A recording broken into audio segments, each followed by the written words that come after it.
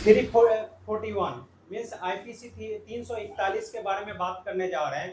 तो इस अनुच्छेद को लाने का मेन उद्देश्य ये था कि पहले हिंदू धर्म में भेदभाव था, ऊंच नीच का, छुआछूत था, शेड्यूल कास्ट और शेड्यूल ट्राइब, एससी और एसटी को इससे बहुत प्रॉब्लम हो रहे थे, भेदभाव होते थे, छुआछूत होता था बहुत पहले, अभी नहीं।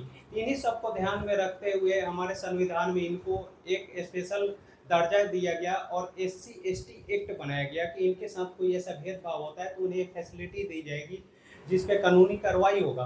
तो उसके बारे में हम पढ़ते हैं कि अनुच्छेद 341, यदि कोई व्यक्ति अनुसूचित जाति शेड्यूल कास्ट समुदाय का है और वह धर्म परिवर्तन कर लेता है, अगर कोई शेड्यूल कास्ट का है, हिंदू धर्म में है और वो धर्म परिवर्तन कर लेता है, विशेष रूप से ईसाई या इस्लाम, या तो क्रिश्चियन बने या इस्लाम मीन्स मुस्लिम बने, धर्म अपनाता है, तो उसका अनुसूचित जाति का दर्जा समाप्त हो जाता है, तो उसका शेड्यूल कास्ट का जो दर्जा है वो खत्म हो जाएगा। अगर वो क्रिश्चियन बनता है, मुस्लिम बनता है, तो इसके पश्चात, इसके बाद वह व्यक्ति अनुसूचित जाति और जनजाति अत्याचार निवारण अधिनियम 1989 के अंतर्गत संरक्षण और लाभों का दावा नहीं कर सकता।